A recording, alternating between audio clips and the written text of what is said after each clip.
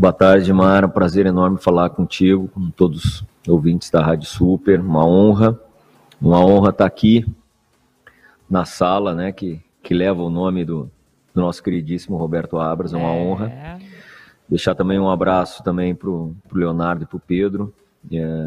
E assim, é minha obrigação, Mário, eu já te falei isso algumas tantas vezes, né, nas nossas conversas no privado, de que eu tenho que ter o entendimento da responsabilidade que carrego em atender a todos vocês, e vocês é que vão levar realmente as notícias, as informações do Galo de forma muito fidedigna para o nosso torcedor.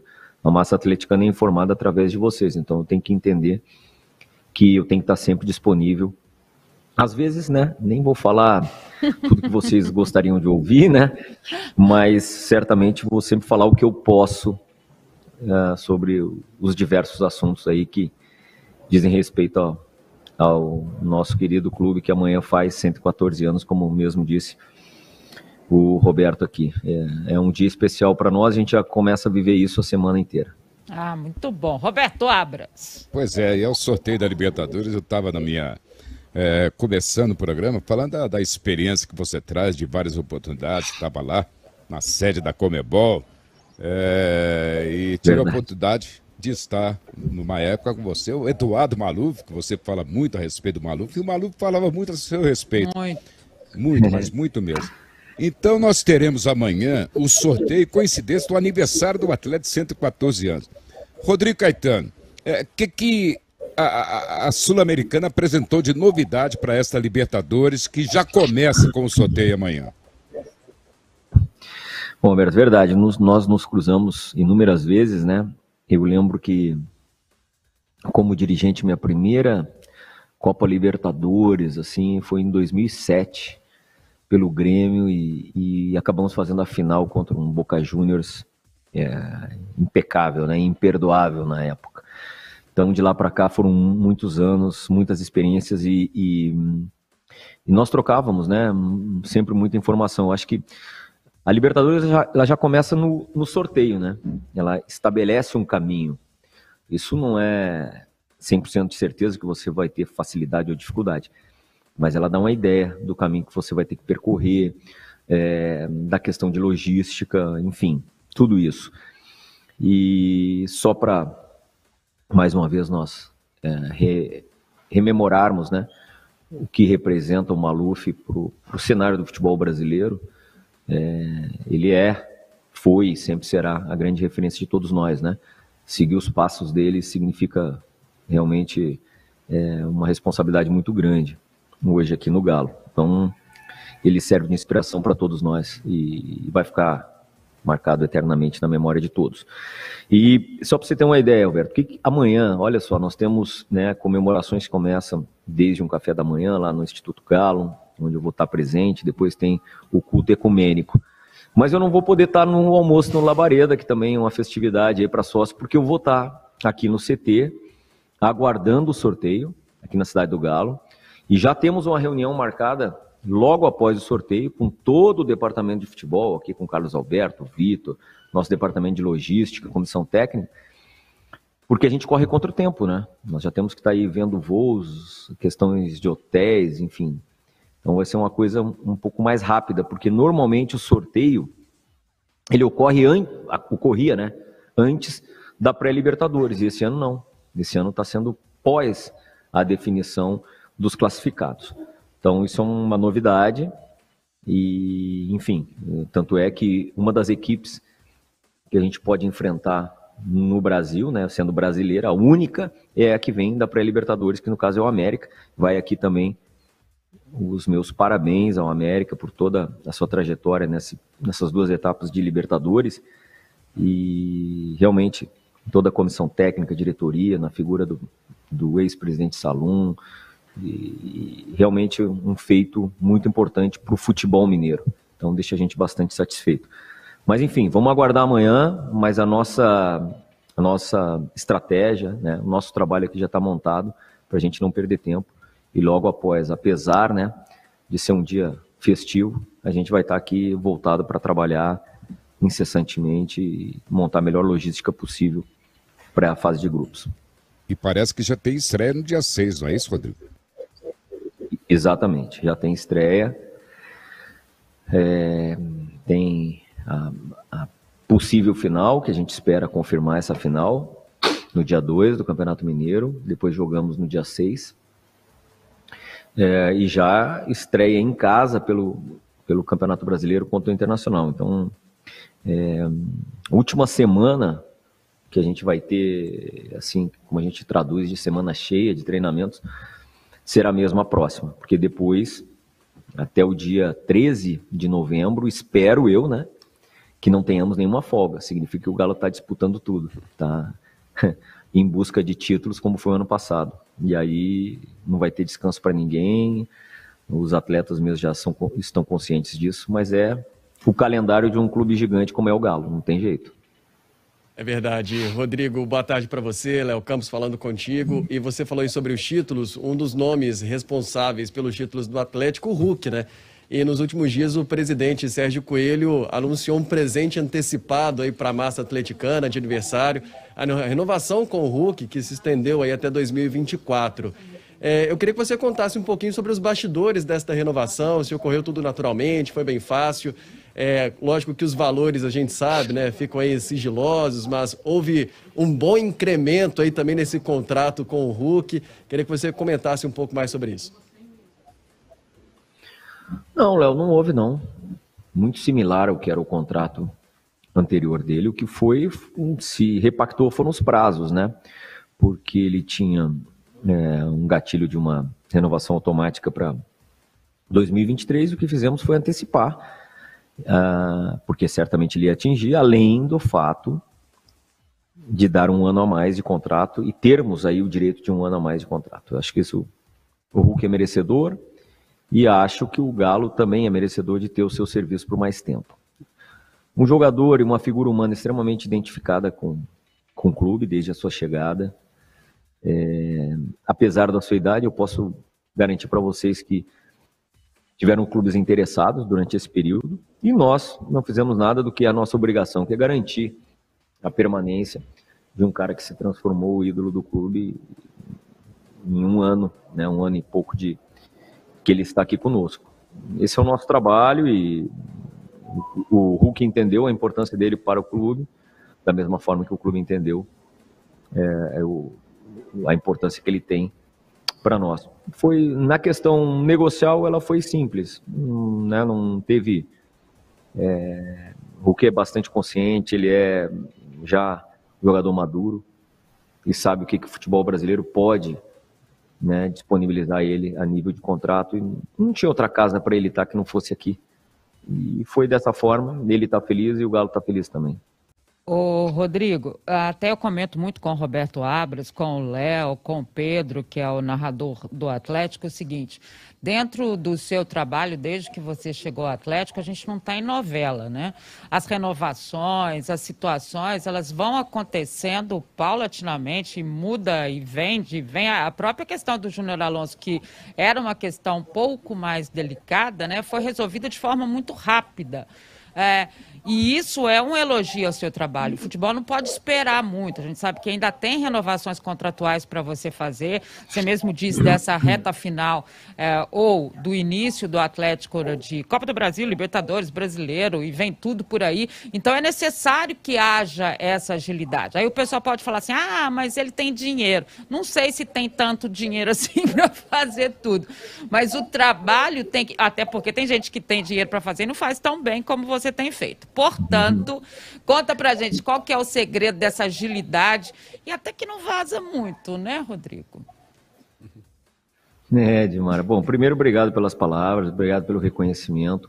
Cada um tem um perfil, né?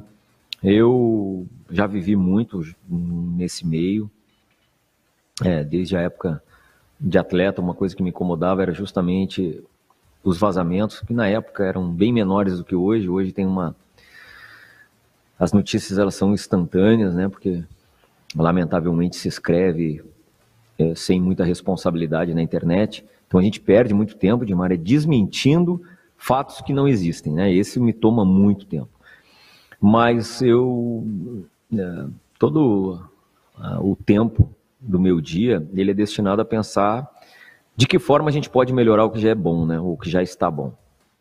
Nós montamos um planejamento ali em dezembro ainda, levamos para uma aprovação e para as considerações tanto dos 4Rs como do presidente Sérgio Coelho, do nosso vice Murilo Procópio, para que após essa aprovação eu pudesse ter a liberdade de atuar, né? Seja no mercado, seja nas renovações, nas recolocações de atletas, né? que no nosso entendimento não teriam o mesmo espaço esse ano de 22, né? Porque quando a gente trabalha, né, com um órgão colegiado, assim, se toda e qualquer ação você levar para uma aprovação, aí o processo ele se torna moroso, né? E aí acaba que muitas vezes você acaba perdendo boas oportunidades. Então, é dessa forma que a gente atua. É claro que eu me comunico todos os dias com esse órgão colegiado e com o presidente, para aquelas questões que realmente precisam de uma definição imediata. Então, dessa forma a gente atuou. Eu não... essa questão mesmo que você citou do Júnior, né? A gente nunca quis que o Júnior tivesse saído, mas era uma questão meio que fundamental, a venda de atletas, e por um motivo que nenhum de nós gostaria que tivesse acontecido, ele acabou retornando, né? E nós, é óbvio que tínhamos que chegar antes a ele e ao agente dele do que os nossos concorrentes. Nós temos que entender o que o mercado hoje atua, né? Quais são os nossos maiores concorrentes, onde eles buscam as suas peças, enfim, é dessa forma. E dá uma tranquilidade aqui no CT, Edmara, né? Que a gente aqui consiga uma certa blindagem para que tenhamos um bom ambiente de trabalho, com calma, com tranquilidade. Porque nós seremos julgados, né? Os atletas, comissão técnica, principalmente, serão julgados, avaliados no jogo. E quando que é o momento de você ensaiar para o jogo? É no treino, é no dia a dia. E esse é o nosso ambiente. E é aqui que nós temos a nossa melhor condição possível. E só para encerrar a tua pergunta, esse tal dinheiro, olha, eu desconheço, tá? Eu desconheço. Eu costumo dizer que é verdade, desde que aqui cheguei, a missão que me foi dada, ela foi meio ao inverso, tá? No clube não falta nada. Uhum. Né? Todos os compromissos aqui são cumpridos na integralidade. Agora, nós não temos esses recursos de sair comprando, de sair adquirindo atletas, como muitas vezes, principalmente o centro do país, divulga. Né? Todos vocês sabem a dificuldade financeira que o Galo enfrenta, nossa necessidade de vender mais atletas, mas sem jamais abdicarmos da nossa condição de sermos protagonistas. Esse, Dimara, Léo, Roberto e Pedro, isso aí eu acho que o Atlético já avançou. Né? Eu acho que ninguém mais toleraria o Galo chegar numa competição sem uma equipe forte, protagonista, mirando títulos, né? Eu acho que isso a gente já ultrapassou. Então, nós temos que entender equilíbrio financeiro, responsabilidade, mas com uma equipe que realmente seja postulante a conquistas.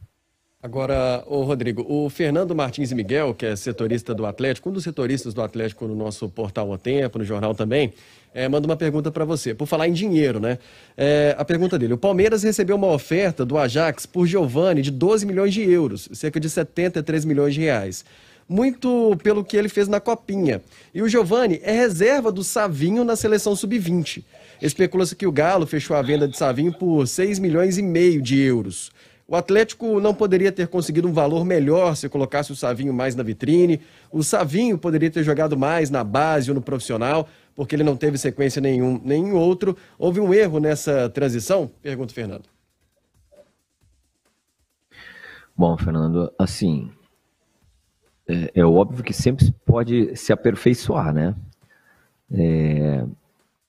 Talvez um processo que tenha ocorrido foi de alguns jovens terem subido muito rapidamente para o profissional, e aí é uma questão que não dá para você ter tudo, né? Ou você tem, o Galo contratou jogadores de muito bom nível para quase todas as posições, e isso faz com que, querendo ou não, acabem diminuindo um pouco o espaço para os mais jovens. O Galo venceu, tomara Deus que com o passar dos anos, não só as divisões inferiores, categorias de base, possam abastecer sempre com mais e melhor qualidade, como também o departamento de futebol profissional possa também estar abrindo esse espaço. Isso é uma engrenagem, ela tem que funcionar bem. Então não adianta nós pegarmos um caso específico e tratarmos dessa forma. A gente pode aperfeiçoar sim, mas é difícil a projeção. Se confirmada realmente essa transferência, é porque ela foi necessária, tá? É a única afirmação que eu posso dizer. Se confirmada a transferência do Savinho, é porque ela foi necessária para o planejamento financeiro do clube. Não é porque alguém aqui... A nossa forma de produzir, ela não é produzir riqueza, ela não é produzir lucro, ela é produzir talento, é produzir títulos, é satisfação à massa atleticana. Esse é o nosso produto, né? Mas para que a gente consiga isso, você também tem que fomentar de recursos. Então, a pergunta da Edmar anterior, eu já havia respondido. Se não fosse necessário, você acha que a gente teria vendido o Júnior Alonso, teria vendido o Marrone ano passado? Tá lá. Existem as metas esportivas e as metas financeiras. E a gente tem que buscar aí. E só para concluir, a melhor proposta é sempre aquela que se tem, tá? Não é aquela que se sonha. Eu adoraria vender um jogador jovem, qualquer jogador do Galo aí por 10, 15, 20 milhões de euros. Mas eu não posso produzir isso. E a gente tem que entender também o momento que o mundo atravessa. Se a gente não tiver esse entendimento, aí as negociações não saem. E se confirmar do Savinho, o que eu mais desejo é que ele confirme realmente o seu talento, mesmo que não seja mais aqui, porque o Galo, além do preço fixo, se confirmar a venda, certamente terá também a possibilidade de alguns bônus no futuro. Igor Rabelo, Vargas e Mariano. Como é que está a situação de renovação, principalmente do Vargas, hein, Rodrigo? Roberto, a gente falou com a gente dele, eu quero assim que vocês me entendam, né? Eu costumo e prefiro sempre falar quando eu tenho a solução pronta. Às vezes eu não vou ter, né? Às vezes a solução não é o que todos desejam, mas eu prefiro falar quando eu tenho a situação... Senão fica essa história de que torna-se isso prioridade. Isso vale para uma contratação, vale para um empréstimo e vale para uma renovação também. A gente constrói as nossas situações aqui, procura fazê-las em sigilo, apesar de que no futebol isso é quase impossível, então a gente diminui um pouco, tenta diminuir um pouquinho o eco. Mas é desejo do Vargas de ficar, nosso que ele também é desejo que ele fique, assim como o Mariano, o Igor, tem mais o Hever, são os 4 que encerram no final do ano, mas cada um no seu tempo, cada um na sua hora. Todos eles têm a sua importância, a sua relevância e vão ser tratados com a devida importância que cada um deles merece. Mas para eu ficar passando isso, Roberto, só mesmo na hora que a gente tiver alguma coisa definida e a gente não tem ainda. Eu tenho uma pergunta do Lélio, né, Roberto, que ele deixou para a gente ontem na transmissão. Ai da gente se não faz essa pergunta. E é bastante interessante também, porque acho que o torcedor quer entender também isso. Teve uma improvisação ontem na lateral, em virtude aí da situação do Dodô, enfim, a convocação do Arana. Por que o Atlético não tentou, Rodrigo, com todos esses jogadores espalhados aí pelas seleções sul-americanas e também, obviamente, na seleção brasileira, o Atlético não tentou uma liberação desses jogadores, já que tem essa reta final de campeonato mineiro e a gente sabe que títulos todos são importantes para o Atlético. Por que o Atlético não tentou a liberação? Do Guilherme Arana? Do Arana, do Alonso. Alonso. Porque na verdade, praticamente as eliminatórias estão definidas, né? E a gente já sabe que vocês vão ter esses problemas com a Copa do Mundo mesmo, né? Chegando aí, eles vão ter que sair mais cedo e tal. Por que neste momento que a situação está praticamente definida, o Atlético não tentou uma liberação? Porque o Atlético confia no seu elenco. E a gente não tem medo de assumir essa responsabilidade. Se no momento em que nós temos os jogadores nossos convocados, e aqui vale ressaltar, na seleção brasileira, sempre existe a consulta prévia. E eu não posso tolir, fui atleta também, num ano de Copa do Mundo. Tanto o Everson, que o Juninho Paulista e o Tite me ligaram, bem como do Guilherme Arana. Não estou pensando em valor, em valorizá-los financeiramente, não. Estou pensando neles como atletas que eu fui. Então, assim, é o sonho de todo mundo no ano de Copa do Mundo. Às vezes uma convocação dessa pode impedir a ida de um deles. E se eu todos os dias reúno eles aqui, como um dos líderes que sou, e falo da importância de todos eles para a engrenagem, que nós só ganhamos o que ganhamos no ano passado porque temos elenco, que um time ganha jogo e elenco ganha campeonato, como se ficaria a situação dos demais que aqui ficaram, se no momento desse, em que teve uma data FIFA, nós solicitássemos, e volto a dizer, as federações, essas outras, né, sul-americanas, elas não abrem diálogo, tá? Não existe a possibilidade de não liberar um jogador em data FIFA. Isso já tem que ficar claro para o nosso torcedor. Zero de chance. Aí vale para o Júnior Alonso, para o Savarino e tal. E da todos, seleção brasileira Vargas, foi um pedido. Todos, Godinho. Não, na seleção brasileira foi uma consulta. Porque uma consulta apenas. Mas, caso vocês lembrem bem, o ano passado nós tentamos a desconvocação do Guilherme, do Arana, ou melhor dizendo, por um período, para que ele se apresentasse na Olimpíada dias antes. E a CBF não aceitou. E nós jogamos os 2 jogos com o Boca Juniors sem o Arana. E o Dodô foi muito bem e passamos, né? Classificamos para jogar depois contra o River. Então, é por isso. E digo mais, a gente lamenta muitas vezes, né, não termos o elenco completo. Mas nós vamos ter a partir de quarta-feira para amanhã, onde todos retornam. Espero que a gente confirme a presença na final e todos vão estar à disposição. E algumas vezes, você não ter um determinado atleta permite ao treinador a fazer algum tipo de experiência, como foi feito ontem com o Rubens, onde ele se ouve muito bem mesmo, foi uma grata surpresa.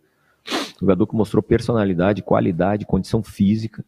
E às vezes as coisas acontecem dessa forma. Então, a gente não lamenta. Eu acho que tem que ser exaltado o fato de termos vários selecionáveis e exaltar o fato de nós termos um elenco que foi montado para isso. Não é que a gente não queira todos. Não é isso que eu estou falando, não. Mas a gente tem que exaltar os que aqui ficaram e os que dão conta do recado. É dessa forma que a gente vai conquistar alguma coisa, ou pelo menos pretende conquistar alguma coisa. E para encerrar da minha parte, eu trago a pergunta do Frederico Jota, que é o nosso coordenador de esportes, e ele te pergunta o seguinte, Rodrigo: tem algum presente para torcedor do Atlético amanhã? Algum presente especial? Especial para torcedor, você sabe, né? É contratação, renovação, sei lá. Tem?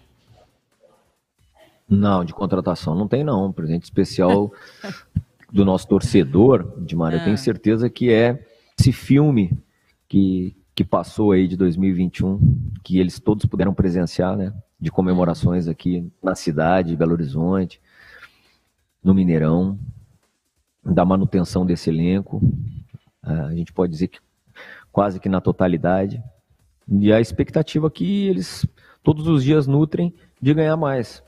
Tenho certeza que vai ser dos últimos anos, né? Dos últimos tantos anos.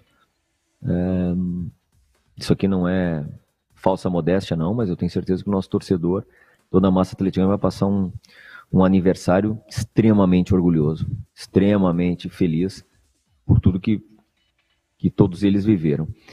E a única promessa que a gente pode fazer é que essa chama vai ficar sempre acesa. Não dá mais para retroceder, né? Ela atingiu um estágio que é daqui para frente. Se existirem algum tipo de prorrogação, renovação, como eu disse, eu só comunico realmente quando as coisas estiverem totalmente garantidas. Mas em relação à contratação, essa, por hora, ela inexiste, não é o nosso foco no momento, não posso a qualquer momento estar trazendo jogadores, empilhando, comprometendo a questão orçamentária. Isso também não é o meu perfil. Eu sei que não agrado a todos, mas eu trabalho conforme as diretrizes do nosso órgão colegiado, do nosso presidente, e com muita responsabilidade. Então, amanhã é um dia de comemorar, como eu te disse, e eu tenho certeza que o torcedor está extremamente feliz e orgulhoso pelo ano que passou. e espero que pelos próximos tantos outros que estão por vir.